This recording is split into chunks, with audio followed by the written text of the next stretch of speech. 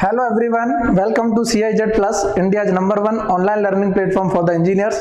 और आप देख रहे हैं थर्मोडायनामिक्स के एसएससी जेई के प्रीवियस ईयर के क्वेश्चन की प्रैक्टिस। और मैं दिलीप कुमार आज आपको थर्मोडायनामिक्स के क्वेश्चन प्रैक्टिस कराऊंगा जो कि प्रीवियस ईयर में पूछे गए हैं। सिर्फ हमारा पर्पज क्वेश्चन प्रैक्टिस करना नहीं है, जैसा कि आप जान चुके हैं। हमारा पर्पज है क्वेश्चन के थ्रू कंसेप्ट को इंटरलिंक करना और सारे सब्जेक्ट को यहीं पर रिवाइज कर लेना। ठीक है, तो जल्दी से मेरे साथ जुड़ जाओ और खुद से कॉपी पेन लेके प्रैक्टिस करो मेरे साथ साथ। तब तो देखो आपको भी कॉन्फिडेंस फील होगा कि हाँ हमको इतनी चीजें आती हैं और कैसे कैसे क्वेश्चन को फ्रेम कर सकता है, कैसे घुमा के लैंग्वेज को पूछा जा सकता है। ये सारी चीजें आज हम डिस्कस करेंगे। इससे पहले मैं आपको बताना चाहूंगा कि जो भी स्टूडेंट सीरियसली इस साल पेपर देना चाहते हैं या फिर जो लोग अभी तैयारी नहीं कर पाए किसी कारणवश, जो अभी सब्जेक्ट को कवर नहीं कर पाए, तो अगर आपको शॉर्ट पीरियड ऑफ टाइम में ज़्यादा से ज़्यादा कंटेंट कवर करना है तो हमने इसके लिए एक फास्ट ट्रैक कोर्स डिजाइन किया है जिसको बोला गया न्यूट्रिशन पैक। ठीक है, for mechanical engineering students. Civil engineering के लिए भी है, बट वो आपका सिविल इंजीनियरिंग वाले जाके वहां पर चेक कर सकते हैं वेबसाइट पर, मैकेनिकल वाले भी वेबसाइट पर चेक कर सकते हैं। कहाँ मिलेगा इधर देख लो एक बार। ये है पूरा description of full nutrition pack for mechanical engineering students. ये क्या बात कर रहा है इधर देखते हैं। कि सबसे पहले मिलेगा कहां सर, ये वेबसाइट है CIZplus.com। www.cizplus.com पर ये वाला कोर्स आपको मिल जाएगा बड़े आराम से। एक मिनट हैंग हुआ, ठीक है। दूसरा, इसमें क्या क्या अवेलेबल है सर। पहला तो इसमें SSC JE full nutrition course होगा जो हर सब्जेक्ट के video, high quality video lectures हैं जो स्पेशली डिजाइन किए गए आपके एग्जाम को ओरिएंटेड करके। ठीक है, उसके बाद इसी कोर्स पे रिलेटेड आपको मॉक टेस्ट सीरीज मिलेगी ताकि आप क्वेश्चन प्रैक्टिस कर सको उन्हीं से रिलेटेड। और ये सब कुछ फ्रेम किया गया है आपके एग्जाम को मद्देनजर रखते हुए। देन आफ्टर प्रीवियस ईयर के क्वेश्चन यहां पर भी मैं सॉल्व करा रहा हूं आपको, वहां पर भी आपको मिल जाएंगे, कोई दिक्कत वाली बात नहीं है। और जैसा कि आपको पता है कि फ्लूइड मैकेनिक्स सबसे ज्यादा वेटेज है और ये बेसिक है। इंजीनियरिंग मैकेनिक्स भी बेसिक्स है। अगर ये चीजें आती हैं आपको, और strength of material, these courses are completely और fully provided to you only. Clear है ना, ये सारे कोर्सेज आपको ब्रीफली प्रोवाइड किए गए। हर एक कंसेप्ट आपको यहां पर मिलेगा। समझ आ रही है ना बात? बिल्कुल आ रही है सर। तो अगर किसी ने अभी प्रिपरेशन स्टार्ट नहीं की तो www.cizplus.com पर विजिट करो और यहां से इस कोर्स को आप आराम से देख सकते हो। Within the less period of time you will cover the more content regarding to your examination. क्योंकि यहां पर बहुत जरूरी है कि आप जो चीज पढ़ के जा रहे हैं वो एग्जाम में आनी चाहिए, तभी आपका सिलेक्शन होगा। आप जो चीज पढ़ के जा रहे हैं वो एग्जाम में नहीं आ रही है तो उसका कोई मतलब नहीं। क्लियर है ना? तो पूरा बिल्कुल एग्जाम को एनालिसिस करते हुए डिजाइन किया है। क्लियर है? और ये वीडियो को इजीली देखना है तो हमारा एक एप्लीकेशन है CIZ प्लस नाम से प्ले स्टोर में आपको एप्लीकेशन मिल जाएगा, एंड्रॉइड एप्लीकेशन। आप उसे डाउनलोड करो अपने मोबाइल में और मजे से घर पर बैठ के आराम से वीडियो लेक्चर देखते रहो। फ्री, ये लॉकडाउन का अच्छे से इस्तेमाल करो। समझ आ रही ना बात? और अगर आप अभी तक हमारे टेलीग्राम ग्रुप और व्हाट्सएप ग्रुप से नहीं जुड़े हैं तो डिस्क्रिप्शन में आपको लिंक मिल जाएगा, वहां पर भी आप ज्वाइन कर लो। और जो भी स्टूडेंट नया जुड़े हैं चैनल में, एक बार चैनल को सब्सक्राइब कर लो, बेल आइकन को प्रेस कर लो ताकि आपको इसी तरह हर वीडियो के लेक्चर मिलते रहें। चलो सर ठीक है, इतना हो गया, हमको पता है सब कुछ। हम बात करते हैं, सीधा मुद्दा उठाते हैं क्वेश्चन का। कैसे क्वेश्चन को समझना है, कैसे कंसेप्ट को इंटरलिंक करना है, आज ये सीखेंगे in thermodynamics. This is the most important subject regarding to your SSC JE paper. क्योंकि इसका वेटेज मैंने बताया था, सेकंड प्रायोरिटी पे रखा था थर्मोडायनामिक्स को। आपने अगर वीडियो देखा हो तो जिसमें मैंने बताया था कम समय में कैसे हमको प्रिपरेशन करना है, कैसे चीजों को पढ़ना है। वो वीडियो भी नहीं देखा है तो देख लो, आपके लिए बहुत हेल्पफुल होने वाला है। अब हम बात कर रहे हैं कि सर थर्मोडायनामिक्स का वेटेज तो सब जानते हैं। क्वेश्चन नंबर हमारा 1 स्क्रीन पे आ रहा है, जल्दी से आपको क्वेश्चन सॉल्व करना है, आंसर बताना है मुझे। बहुत सिंपल सा क्वेश्चन है, बट क्यों लिया गया है इसको समझना है। देखो क्वेश्चन पे नहीं जाना है, इस क्वेश्चन के जरिए मैं आपको सारे कंसेप्ट इंटरलिंक करा दूंगा जो भी रिलेटेड टू दिस कंसेप्ट होंगे। क्लियर है ना? देखो क्वेश्चन पढ़ो। When neither mass nor energy, ना तो मास ना energy, is allowed to cross the boundary of system, it is called.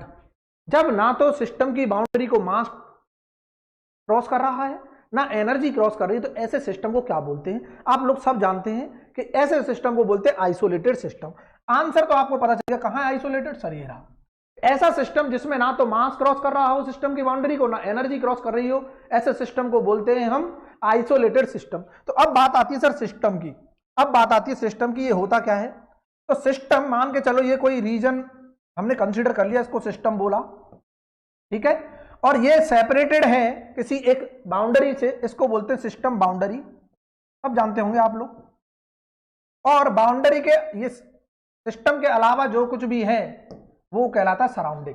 ये तीनों चीजें आपको क्लियर है। अब ये सिस्टम को हमने कैटेगराइज किया था कि एनर्जी के हिसाब से, क्योंकि थर्मोडायनेमिक्स में हम डील करते हैं कि एनर्जी इंटरेक्शन या फिर मास इंटरेक्शन। अगर इस सिस्टम से मास इंटरेक्ट कर रहा है, क्या देखो फील करना, अगर मास अंदर जा रहा है या बाहर जा रहा है, क्या मास, और या फिर एनर्जी अंदर जा रही है बाहर जा रही है, मतलब सिस्टम की बाउंड्री को मास और एनर्जी अगर क्या कर रहे हैं, क्रॉस कर रहे हैं, दोनों क्रॉस कर रहे हैं, मींस ये भी और ये भी, तो ऐसा सिस्टम कहलाता था ओपन सिस्टम, आप लोग जानते हैं, ठीक है।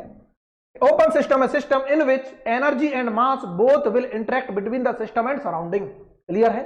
अब क्लोज सिस्टम की बात करेंगे कि मास तो हमारा एंटर नहीं कर रहा होगा, मास इंटरेक्शन नहीं हो रहा होगा, but energy interaction will takes place. This type of system is known as close system,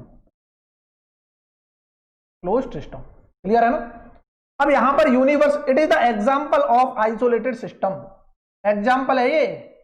अब बोलोगे सर ये भी तो आंसर हो सकता था, बिल्कुल हो सकता था, लेकिन यहां बेस्ट एप्रोप्रिएट आंसर सेलेक्ट करना है। उसने सिस्टम बोला है, सिस्टम का ये एग्जांपल है, सिस्टम कौन सा होगा, आइसोलेटेड सिस्टम, तो इसको टिक जो करके आओगे वो गलत हो जाएगा। ये एग्जांपल ऑफ आइसोलेटेड सिस्टम है।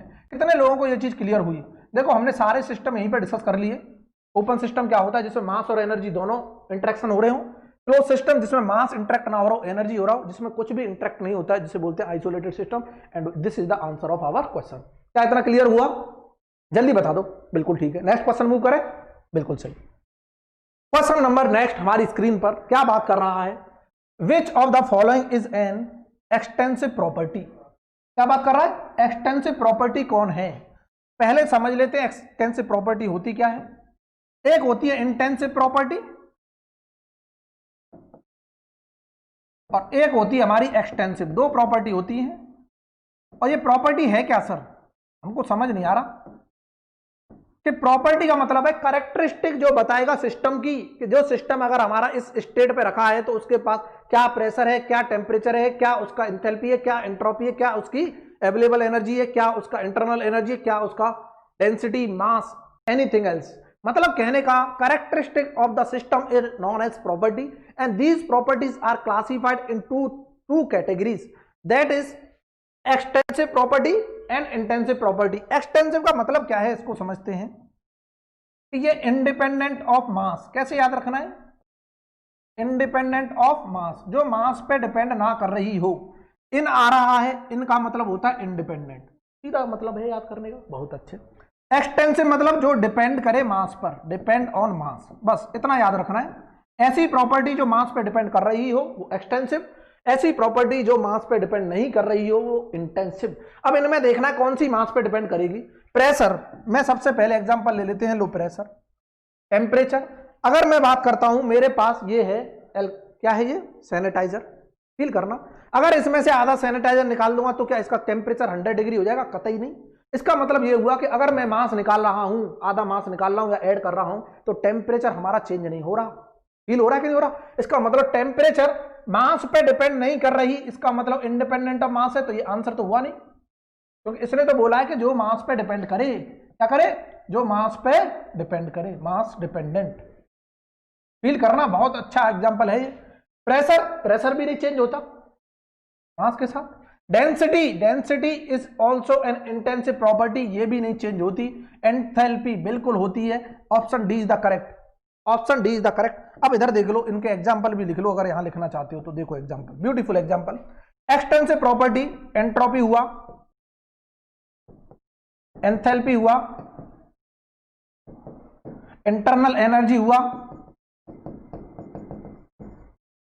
एक्सेट्रा। ये सब मास के साथ डिपेंड करती है, क्लियर है ना। देखो उसके बाद इंटेंसिव में प्रेशर हुआ, टेम्परेचर हुआ, वॉल्यूम बताओ मुझे क्या होगी। वॉल्यूम हमारा एक्सटेंसिव होता है, मास के साथ डिपेंड करता है, यहां लिख लेना वॉल्यूम। ठीक है, क्योंकि मास हटाएंगे तो वॉल्यूम भी कम हो जाता है, बिल्कुल ठीक। और यहां पर density most important, density intensive है। दूसरा, all the specific properties are intensive properties, ये बहुत पूछता है, कोई भी स्पेसिफिक प्रॉपर्टी होगी वो सब क्या होंगी, इंटेंसिव प्रॉपर्टी होंगी। जैसे अगर मैं बात करता हूं स्पेसिफिक एंट्रोपी की, तो वो इंटेंसिव है ना कि एक्सटेंसिव। क्यों? क्योंकि वो पर यूनिट मास बात कर रहा है, वो एक यूनिट मास के लिए ऑलरेडी है, तो इसका मतलब मास पे तो डिपेंड करने वाली है नहीं, क्योंकि हमने मास से तो डिवाइड कर दिया ना, तो मास से डिवाइड नहीं किया होता तब तो वो मास पे डिपेंड करती। ये this is the question. Beauty of the question is what, कुछ भी नहीं, बहुत आसान था। लेकिन मैं आपके लिए ये क्वेश्चन क्यों लेके आया, ताकि हम इस कंसेप्ट को इंटरलिंक कर सकें पूरे को, समझ आ रही ना। अब मुझे नहीं लगता कि आपको इंटेंसिव एक्सटेंसिव प्रॉपर्टी में प्रॉब्लम हो। नेक्स्ट क्वेश्चन मूव करें, बहुत अच्छे लो। क्वेश्चन नेक्स्ट हमारी स्क्रीन पर, zeroth law of thermodynamics defines. हमने पहले ही बताया था क्लास में, बोलो सर कब बताया, जाके देखोगे ना उस क्रैश कोर्स में, मैंने थर्मोडायनामिक्स को इतना ब्रीफली पढ़ाया है, आप फील कर लोगे वहां पर जाके। और each and every questions will be attempted by you only after watching the lectures, but आप completely lectures देखो, बहुत अच्छे से कोर्स को डिजाइन किया गया है।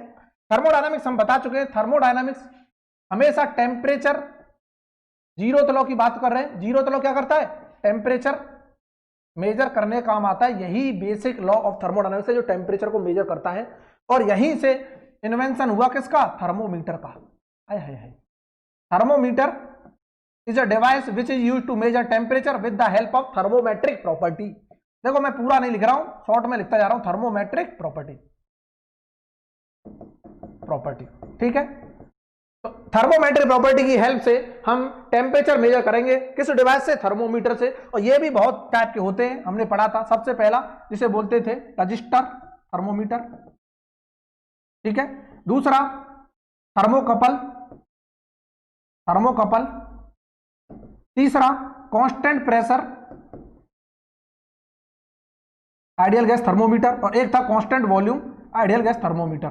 अब इनमें थर्मोमेट्रिक प्रॉपर्टी पूछता है। थर्मोमेट्रिक प्रॉपर्टी शॉर्ट में लिख दे रहा हूं, इसकी थर्मोमेट्रिक प्रॉपर्टी होती है रेजिस्टेंस, इसकी होती है ईएमएफ या वोल्टेज, और वोल्टेज इसकी होती है प्रेशर की वॉल्यूम, इसकी होती है प्रेशर, वॉल्यूम का प्रेशर, प्रेशर का वॉल्यूम, ये थर्मोमेट्रिक प्रॉपर्टी यही रिलेट कर दिया।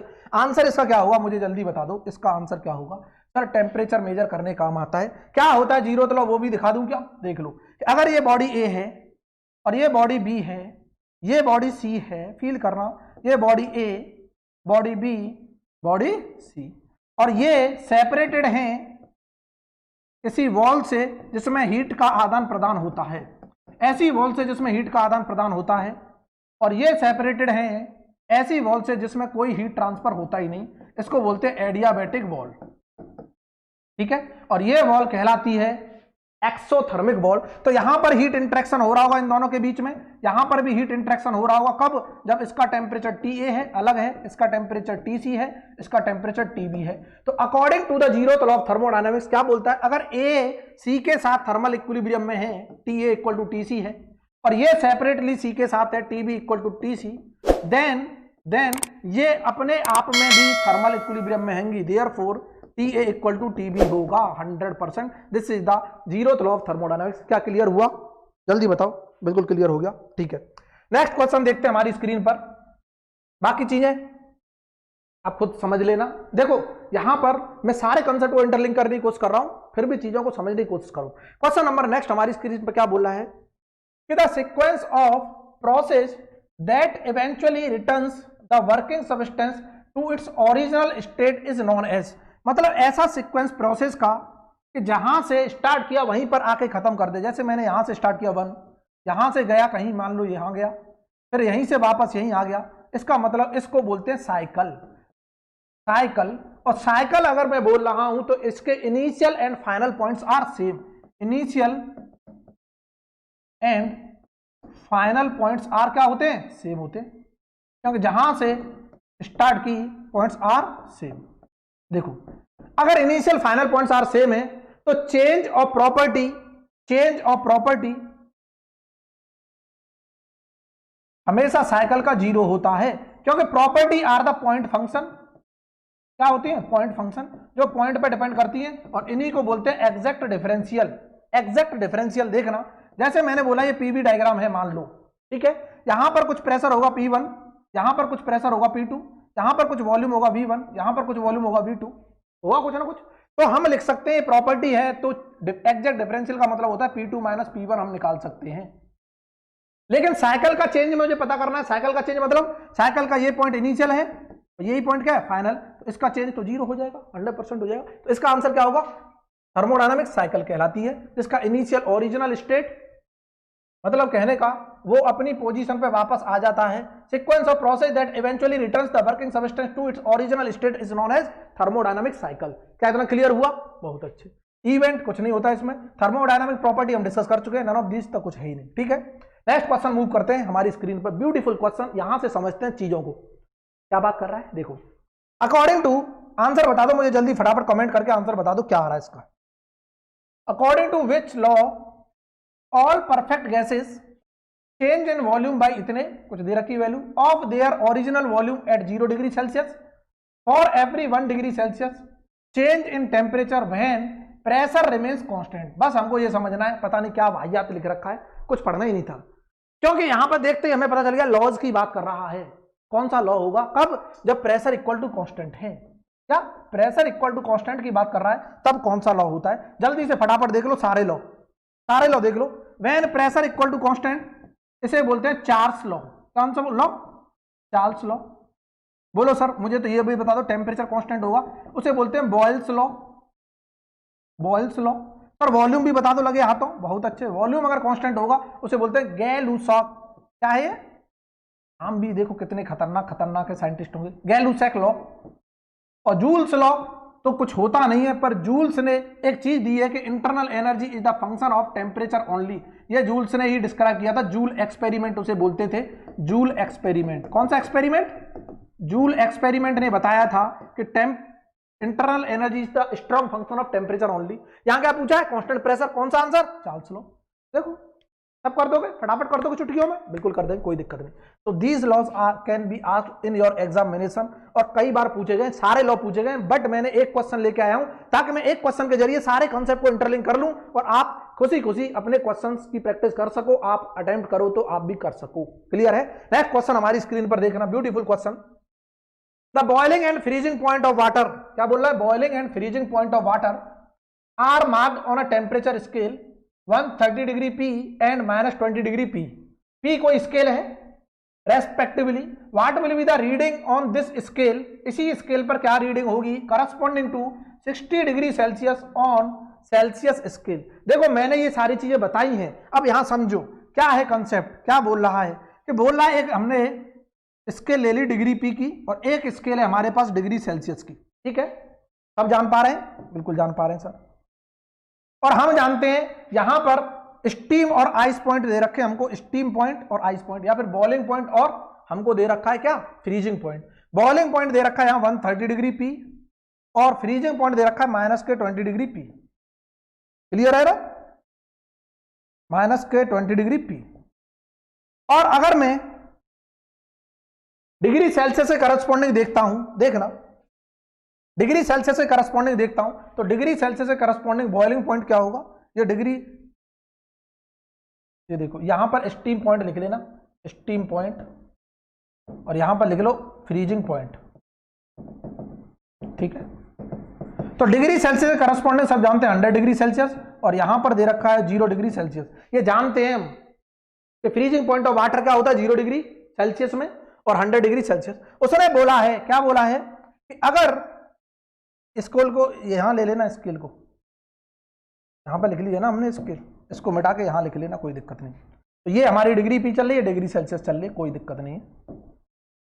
ये डिग्री P चल रहा है और ये डिग्री C चल रहा है सेल्सियस। अब ठीक है कि अगर यहां पर टेम्परेचर चाहिए हमको, डिग्री P पर टेम्परेचर चाहिए, क्या होगा, करस्पॉन्डिंग टू 60 डिग्री सेल्सियस। कुछ नहीं करना, एक स्केल फॉर्मूला होता है जिसे हम रेशियो बोलते हैं, वो क्या होता है, टेम्परेचर माइनस के आइस पॉइंट टेम्परेचर या freezing point temperature, steam point temperature minus ice point temperature. ये रेशियो सेम होता है हर स्केल के लिए, ये रेशियो सेम होगा हर स्केल के लिए। तो यहां देखो हमको ये टेम्परेचर चाहिए, 30 डिग्री P चाहिए, किसके करस्पॉन्डिंग, इसके करस्पॉन्डिंग। इस पर डिग्री P पर हमारा आइस पॉइंट कितना है, -20, तो माइनस के -20 कर देंगे हम, डिवाइडेड बाई क्या कर देंगे 130 माइनस -20 +20 हो जाएगा, और ये होगा इक्वल टू डिग्री सेल्सियस से करस्पॉन्डिंग 60 है, 0 डिग्री सेल्सियस हमारा आइस पॉइंट है। 100 में से 60 गए तो कितना बचा? 40 बचा, अंदाज ही बता देगा। 100 में से 60 गए तो कितना बचा? 100 में से 60 क्यों? 0 गया ना, यहाँ 0 रखो, यहाँ क्लियर है ना।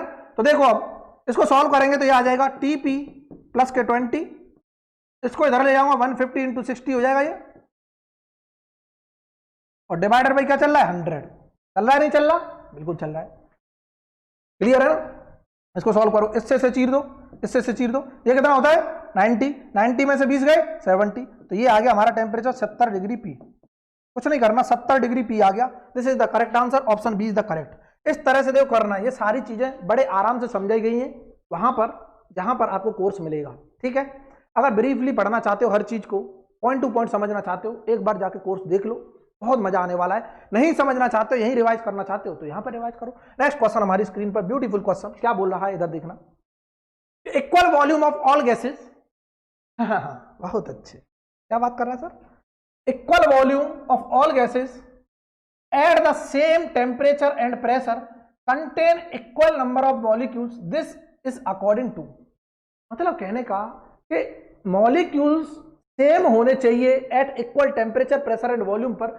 ये कौन बताता है किसी भी सब्सटेंस के? इसी को तो बोलते हैं एवोगैड्रो लॉ। हाँ, कौन सा लॉ?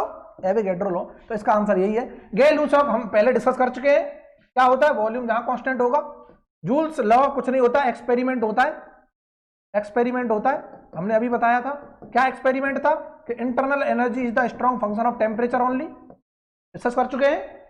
और चार्ल्स लॉ हमने बता दिया था, जो ऐसा लॉ जिसमें प्रेशर क्या हो? कांस्टेंट हो, क्लियर है। इसका आंसर क्या है? एवोगैड्रो। देखो किसी को अगर ये लॉ आता भी नहीं है तब भी ऑप्शन एलिमिनेशन से कर सकते थे। कैसे? चार्ल्स गेल-लुसाक हमको पता है, चार्ल्स हमको पता है, जूल्स हमको पता है, एवोगैड्रो नहीं भी जानते थे तब भी ऑप्शन एलिमिनेशन से कर सकते थे। क्या चीजों से सहमत हो रहे हो? अगर वाकई में वीडियो पसंद आ रहा है और मेरी मेहनत अच्छी लग रही है तो वीडियो को लाइक भी किया करो, शेयर भी किया करो, और अगर आप नया जुड़े हो चैनल में तो चैनल को सब्सक्राइब भी कर लिया करो, ताकि हमको भी अच्छा लग जाए करे कि हाँ चलो लोग पढ़ाई कर रहे हैं। क्लियर है ना? ठीक है, इधर देखो नेक्स्ट क्वेश्चन हमारी स्क्रीन पर। अ रिवर्सिबल प्रोसेस, बहुत अच्छा क्वेश्चन है, ब्यूटीफुल क्वेश्चन। रिवर्सिबल प्रोसेस क्या होती है सर? हमको नहीं पता, मैं बता रहा हूं आपको कि अगर मान के चलो इस कोई पीवी डायग्राम है, ये कौन सा डायग्राम है? पीवी डायग्राम, फील करना, ठीक है। मैं यहां से इस इनिशियल पॉइंट 1 से कोई फाइनल पॉइंट 2 तक गया किसी प्रोसेस से, ठीक है। अब अगर मैं जिस प्रोसेस से जा रहा हूं या फिर जिस पाथ से जा रहा हूं उसी पाथ से वापस आता हूं और without affecting any change in the system and surrounding, that process is known as reversible process. कहने का मतलब reversible process is that process if we are reversing back by the same path following the forward path and there will be no effect on the system and surrounding, that process is known as reversible process। मतलब कहने का कि must pass through a continuous series of equilibrium state। देखो feel करना कि हम यहां से जा रहे हैं तो कंटिन्यूसली जा रहे हैं ना, कहीं रुक रुक के थोड़ी जा रहे हैं, बिल्कुल सही है। leaves no history of the events in the surrounding, बहुत अच्छा, ये भी सही, ये भी सही। जब ये सही हो गए दो तो ऑल ऑप्शन आर करेक्ट होने वाले हैं। देखो must pass through the same state on the reversed path as on the forward path, ये भी तो मैंने बताया है कि जिस पाथ से हम फॉरवर्ड जा रहे थे उसी से वापस आ जाए और सिस्टम सराउंडिंग में कोई इफेक्ट ना छोड़े और कंटिन्यूअसली मूव करें, that process is known as reversible process. तो option D is the correct, this option is correct. देखो क्या फील हुआ? बिल्कुल हो गया सर। नेक्स्ट क्वेश्चन देखते हैं हमारी स्क्रीन पर। देखो आंसर आप बताते नहीं हो, मजा फिर आता नहीं है, फिर मैं क्या करूंगा, सीधे सीधे क्वेश्चन कराने लग जाऊंगा, फिर बोलोगे सर आप तो कंसेप्ट नहीं लिंक करते हो। कोई बात नहीं, इधर देखो, a system will be thermodynamic equilibrium only if it is in. Thermodynamic equilibrium को समझने के लिए, थर्मोडायनामिक इक्विलिब्रियम को सिस्टम में होना, मतलब सिस्टम को अगर थर्मोडायनामिक इक्विलिब्रियम में होना है तो उसे 4 इक्विलिब्रियम सेटिस्फाई करने होंगे। बोलो सर यहाँ तो 3 ही दे रखे, चौथा हम पढ़ेंगे। कौन सा? पहला थर्मल इक्विलिब्रियम जो टेम्परेचर की बात करेगा, टेम्परेचर इक्वल होने चाहिए। दूसरा मैकेनिकल इक्विलिब्रियम जो बात करेगा फोर्स बैलेंस होने चाहिए, फोर्स किसी में कोई ज्यादा ना हो अदरवाइज मोशन हो जाएगा, ये इंजीनियर मैकेनिक्स में पढ़ते हैं। अगर किसी भी सिस्टम पर नेट फोर्स लग गया तो वो सिस्टम मूव करने लग जाएगा। और इक्विलिब्रियम में कब रहा? फिर इक्विलिब्रियम का मतलब है यहां पर बिल्कुल स्टैटिक में रहना चाहिए with respect to the force, with respect to the temperature, temperature का भी चेंज होना नहीं चाहिए otherwise heat transfer takes place. तीसरा केमिकल इक्विलिब्रियम, मतलब no chemical potential substance will be there otherwise chemical reaction होगी, हीट जनरेशन होगा। और हीट जनरेशन हो गया, टेम्परेचर वेरिएशन आ जाएगा। फील कर पा रहे हो। चौथा होता है फेज इक्विलिब्रियम, दिया नहीं है हमारा ऑप्शन, तो ये सही हो गया डी। डी ऑप्शन करेक्ट हो गया according to the question. D is the correct, क्योंकि ये भी होना चाहिए, ये भी होना चाहिए, ये भी होना चाहिए। और अगर एक और होता, और एक और चौथा होता जिसे बोलते हैं फेज इक्विलिब्रियम। फोर्थ वन क्या है? Phase equilibrium. फेज इक्विलिब्रियम भी होना चाहिए। अगर कल को आता है क्वेश्चन में तो आप यहां से टिक कर लेना, ठीक है। तो this is the question and beauty of the question is what we have learn all the equilibrium क्या होते हैं, थर्मोडायनामिक इक्विलिब्रियम कब सेटिस्फाई होगा, ठीक है। नेक्स्ट क्वेश्चन हमारी स्क्रीन पर इधर देखना क्या बोल रहा है। All gases behave ideally under, बहुत अच्छे, मतलब बात कर रहा है कि सारी गैसेज आइडियली कब बिहेव करेंगी। इसका मतलब आइडियल गैस की बात कर रहा है, इसकी बात कर रहा है आइडियल गैस की। आइडियल गैस के लिए अजम्पशन क्या थे, यह बात कर रहा है ये। तो क्वेश्चन को, लैंग्वेज को समझो कि अगर कोई भी गैस को आइडियली बिहेव करना है तो क्या कंडीशन है और क्या उसके लिए अजम्पशन थे। पहली कंडीशन क्या कि प्रेशर बहुत लो होना चाहिए, at very low pressure, at low pressure. पहली कंडीशन क्या है? At low pressure. दूसरी कंडीशन कोई मुझे बताएगा, फील करो। दूसरी कंडीशन होती है कि volume occupied by the gas, volume occupied by the gas molecules, जो गैस हैं उनके मॉलिक्यूल्स ने जो वॉल्यूम ऑक्यूपाइड किया होगा विल बी लेस या must be less than volume of container. Volume of container, जिस कंटेनर में वो गैस भरी हुई है उसके कंटेनर के वॉल्यूम से बहुत कम वॉल्यूम होना चाहिए उनके गैस के मॉलिक्यूल्स का, और यही अजम्पशन माना जाता है आइडियल गैस में। तो यहां पर देखो वैक्यूम कंडीशन गलत है भाई, आते हैं वैक्यूम की तो बात ही नहीं कर रहे। हमने कब बात की भाई वैक्यूम की? देखो वैक्यूम कंडीशन नहीं होगा, लो प्रेशर पे होगा, बिल्कुल सही। हाई प्रेशर की बात नहीं की, गलत। High pressure and high temperature, ये भी कोई बात नहीं हो रही। Option B is the correct. देखो अगर आपने बेसिक से पढ़ा है चीजों को, अगर आपने बेसिक से समझा है तो 100% आपसे क्वेश्चन बनेंगे, नो डाउट। नेक्स्ट क्वेश्चन हमारी स्क्रीन पर, ब्यूटीफुल क्वेश्चन, देखो खतरनाक क्वेश्चन है ये, लास्ट क्वेश्चन है हमारा। ये क्या बात कर रहा है, इधर देखना। The universal gas constant of a gas is a product of molecular weight of the gas and, universal gas constant की बात हो रही है। सबसे पहले समझते हैं यूनिवर्सल गैस कांस्टेंट होता क्या है, जिसे बोलते हैं आर डैश, और इसकी वैल्यू होती है 8.314 किलो जूल पर केजी केल्विन।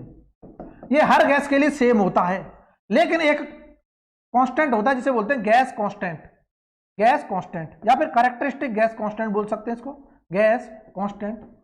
कौन सा? कैरेक्टरिस्टिक गैस कांस्टेंट भी हम बोल सकते हैं, ठीक है। इसका मतलब कैरेक्टरिस्टिक गैस कांस्टेंट क्या होता है? R equal to R dash universal gas constant divide by molecular weight. तो हमें पूछा है आर डैश, आर डैश की वैल्यू क्या आ जाएगी? मॉलिक्यूलर वेट, वेट, इसे मॉलिक्यूलर वेट लिख लेना यहां, into characteristic gas constant is known as क्या? Universal gas constant. तो यहां पर किसका मल्टीप्लाई होगा? Product of molecular weight and gas constant, this is the answer. Specific heat की तो कोई बात नहीं हुई, specific heat at constant volume pressure की कोई बात नहीं हुई, नन ऑफ दिस, बिल्कुल गलत है। ऑप्शन क्या है? ए इज द करेक्ट। तो इस तरह से हमने चीजों को देखा। स्पेसिफिक हीट क्या होती है सब जानते हैं, specific heat CP constant pressure, specific heat at constant volume. मतलब अगर मैं हीट सप्लाई करता हूं 1 kg ऑफ सब्सटेंस में, 1 kg ऑफ सब्सटेंस में मैं हीट सप्लाई कर रहा हूं to increase that temperature by 1 degree Celsius is known as specific heat of that substance. Clear है ना? अगर मैं गैस की बात करता हूं तो 1 kg गैस में अगर मैं हीट सप्लाई करूं, उस गैस के टेम्परेचर को 1 डिग्री सेल्सियस से बढ़ाने के लिए उसे बोलते हैं स्पेसिफिक हीट। और अगर मैं कांस्टेंट प्रेशर पे सप्लाई कर रहा हूं तो एट कांस्टेंट प्रेशर, अगर मैं कांस्टेंट वॉल्यूम पे सप्लाई कर रहा हूं तो constant volume specific heat. This is the beauty of the concept. और हमेशा सीपी ग्रेटर देन सीवी होता है, ये सब जानते हैं क्यों होता है, सब प्रूफ किए हैं। और एक रिलेशन होता है gamma equal to CP upon CV. कितने लोगों को ये बात सहमत हुई? ठीक है, तो आज हमने क्वेश्चन देख लिए, बेहतरीन बेहतरीन क्वेश्चन के जरिए कंसेप्ट को इंटरलिंक किया। उम्मीद करता हूं आपको लेक्चर भी पसंद आया होगा और क्वेश्चन में भी मजा आ गया होगा करने में। अगर आपको ये कंसेप्ट आते हैं और आप कंसेप्ट को भी इंटरलिंक करना सीख रहे हैं, इसका मतलब आपकी प्रिपरेशन अच्छी चल रही है, नो डाउट। ये मत समझना यहाँ पर हम 10-12 क्वेश्चन सॉल्व करते हैं, बट 10-12 क्वेश्चन के हेल्प से हम कम से कम 20-30 क्वेश्चनों के कंसेप्ट सीख लेते हैं। याद रखना, ये with in the short period of time, almost 25 to 30 minutes, हम कम से कम 30 क्वेश्चन को डिस्कस कर रहे हैं। समझ आ रही ना बात? और इनके कंसेप्ट को इंटरलिंक भी कर रहे हैं। तो this is the beauty of the our conceptual learning. Clear है ना? तो आज के लिए इतना ही बहुत है। ज़्यादा टेंशन लेनी नहीं है, इसी तरह हंसते रहना है, मुस्कुराते रहना है और हर एक कंसेप्ट को अगर इंटरलिंक करके सीखना है तो हर एक लेक्चर को देखना है ताकि आपको चीज़ें आसान लगे। और अगर आप नया जुड़े हैं, मैकेनिकल इंजीनियर स्टूडेंट हैं, तो ज़्यादा से ज़्यादा वीडियोज़ को शेयर किया करो अपने फ्रेंड्स में ताकि उनको भी बेनिफिट मिल जाए, खुद ही मज़ा नहीं लेना है, ठीक है। और अगर आपने हमारे चैनल का अभी सब्सक्राइब नहीं किया है तो चैनल को सब्सक्राइब करो, बेल आइकन को प्रेस करो ताकि आपको हर वीडियो का लेटेस्ट नोटिफिकेशन मिलता रहे। और कोर्स परचेज करना है, मैं फिर बोल रहा हूं, जिन्होंने बिल्कुल नहीं पढ़ा है एक बार यकीन मानो, उसको लो आराम से, देन आफ्टर वहां चीजें आपको बहुत अच्छे से समझ में आएंगी और सारी चीजें आप अच्छे से पढ़ लोगे। ये आपकी इच्छा है, लेना चाहते हो नहीं लेना चाहते हो, जबरन किसी के साथ कुछ नहीं है। बट हाँ ये जरूर है कि आपको बहुत बेनिफिट मिलने वाला है क्योंकि वो बिल्कुल एग्जाम ओरिएंटेड बनाया गया कोर्स है। आपको सारे सब्जेक्ट के 100% मैं बता रहा हूं कि अगर आपने कुछ भी नहीं पढ़ा तब भी आप क्वेश्चन अटेम्प्ट करने के लिए कॉन्फिडेंस फील करोगे एग्जाम से पहले। आज के लिए इतना ही बहुत है, ठीक है। चलो आज के लिए इतना ही बहुत। Thanks for watching, tata bye bye. इसी तरह इंजीनियरिंग की और भी कंसेप्चुअल वीडियोस देखने के लिए इस चैनल को सब्सक्राइब करें और बेल आइकॉन प्रेस करें। और हमारे साथ जुड़ने के लिए डिस्क्रिप्शन बॉक्स में दिए गए व्हाट्सएप और टेलीग्राम के लिंक्स के साथ जुड़ सकते हैं। और कंप्लीट कोर्सेज के लिए आप जाएं www.cizplus.com पर, या फिर आप मोबाइल ऐप भी इंस्टॉल कर सकते हैं जिसका नाम है CIZ Plus, and it's link is also available in description box. Thank you.